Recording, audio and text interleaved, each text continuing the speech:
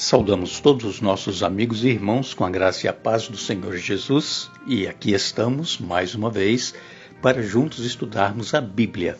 É muito bom termos este encontro todos os dias. Eu fico feliz, agradecido a Deus por saber que você está aí estudando a Bíblia conosco. Isso é muito bom. Agora, leia a Bíblia também. Quando nós aqui comentamos e falamos algumas passagens bíblicas, leia também na sua Bíblia, medite, peça a Deus orientação e Deus vai abrir a mente para o entendimento. A Bíblia, ela se entende estudando, lendo e pesquisando. E com certeza Deus tem grandes revelações para nos fazer.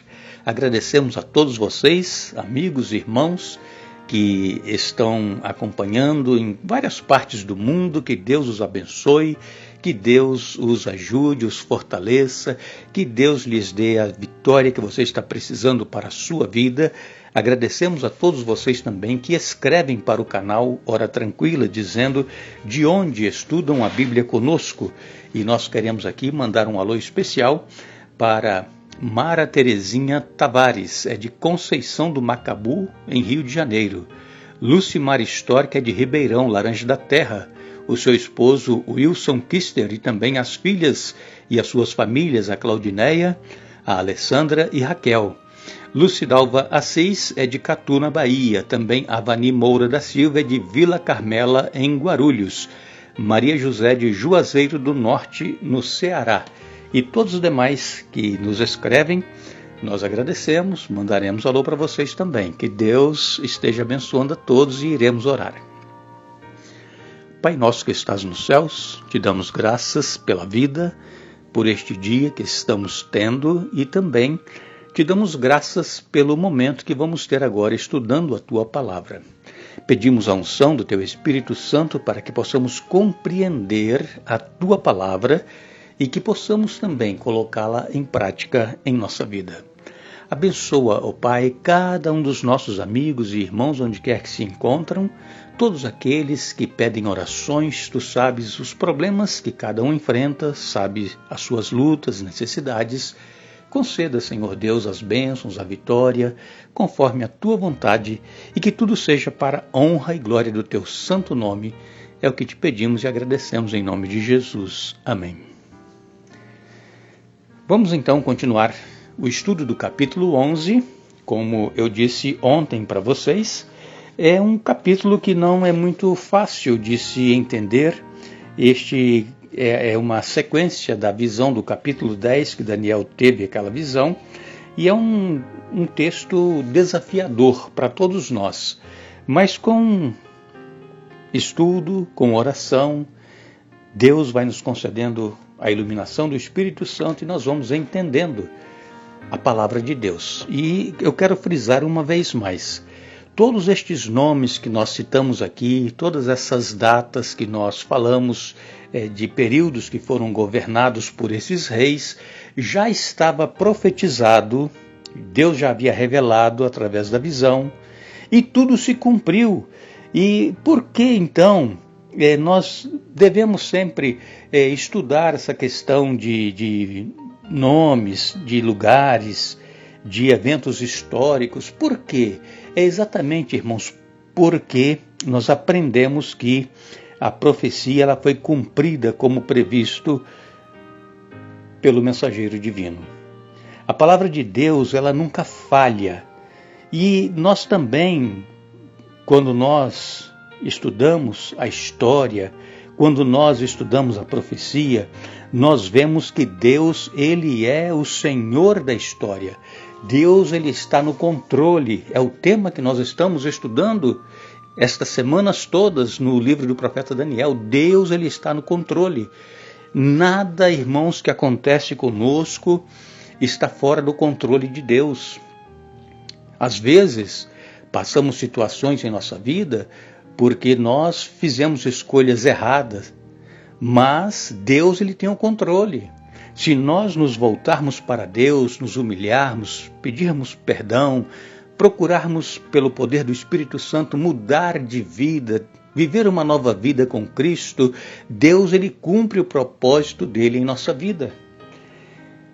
E então, aqui no capítulo 11, a partir do verso 5, eu quero ler com vocês, nós vamos ver aqui uma profecia sobre a Síria e também sobre o Egito.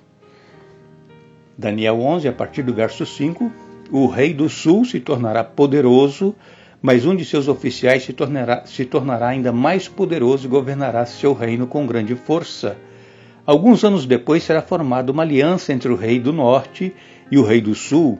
A filha do rei do sul se casará com o rei do norte para garantir a aliança, mas tanto ela como seu pai perderão a influência sobre ele.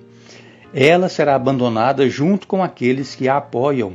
Mas quando um de seus parentes se tornar o rei do sul, ele reunirá um exército, entrará na fortaleza do rei do norte e o derrotará. Quando ele voltar ao Egito, levará os ídolos deles e também objetos valiosos de ouro e prata. Por alguns anos deixará o rei do norte em paz. Mais tarde o rei do norte invadirá o reino do sul, mas logo voltará para sua terra. Os filhos do rei do norte, porém, reunirão um exército poderoso, que avançará como uma inundação e levará a batalha até a fortaleza do inimigo. Enfurecido, o rei do sul sairá para lutar contra o grande exército reunido pelo rei do norte e o derrotará. Depois que o exército inimigo for vencido, o rei do sul se tornará orgulhoso e executará muitos milhares de inimigos, e a sua vitória, porém, não durará muito tempo. Alguns anos depois, o rei do norte voltará com um exército bem equipado, muito maior que antes, e nessa ocasião haverá uma rebelião geral contra o rei do sul.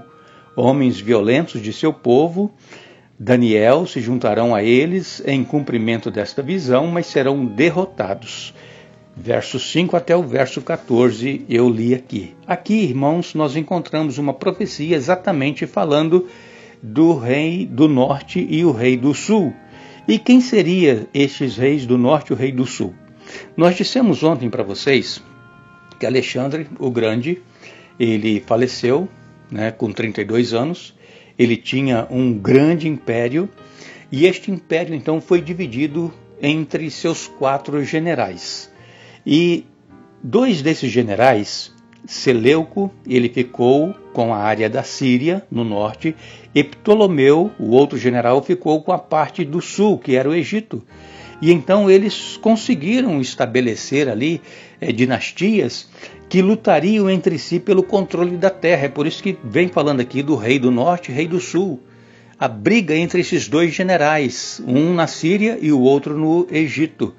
E então, o que aconteceu? Eles procuraram, através de casamento, fazer com que houvesse paz entre eles. Só que estes casamentos arranjados por eles não durou muito tempo. E agora nós poderemos então perguntar, como eu perguntei agora há pouco, por que nós precisamos aprender essa variedade de nomes, datas, lugares? Por quê? Porque nós vemos que a palavra de Deus ela se cumpre, Deus não falha. Tudo estava programado, profetizado, estabelecido por Deus e nada foge ao controle de Deus. E então nós perguntamos por que Deus revelou antecipadamente todos esses detalhes sobre essas guerras envolvendo reinos que lutariam entre si pela supremacia naquela parte do mundo. Por que Deus revelou isso? A razão, amigos e irmãos, é simples. Essas guerras, elas iriam afetar o povo de Deus. Por isso que Deus revelou antecipadamente todos esses detalhes. Porque o povo de Deus, nós sabemos, sempre foi minoria. E essas guerras, esses conflitos afetam o povo de Deus. Então Deus anunciou assim com bastante antecedência, os desafios que o seu povo iria enfrentar nos anos futuros. E, como eu disse, repito, Deus, ele é o Senhor da história.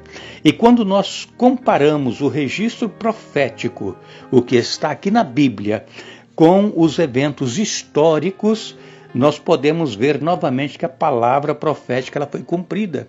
É por isso que nós gostamos sempre de, ao estudarmos a Bíblia, principalmente as profecias, irmos aos livros de história, porque lá está registrado tudo exatamente como aconteceu, como estava predito na palavra de Deus.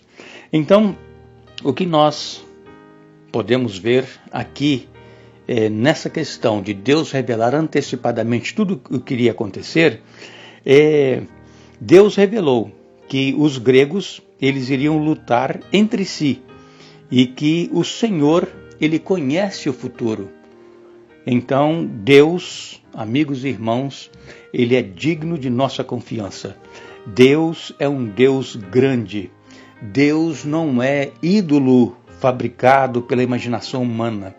Deus, amigos e irmãos, não somente dirige o curso dos eventos históricos, mas também Ele pode dirigir a nossa vida, se nós permitirmos que Ele assim o faça. Deus, Ele quer ser o Senhor da minha vida e da sua vida. Assim como Deus tem o controle de todos os acontecimentos da história deste mundo, Deus também, Ele quer que nós coloquemos a nossa vida em suas mãos para que Ele tenha controle.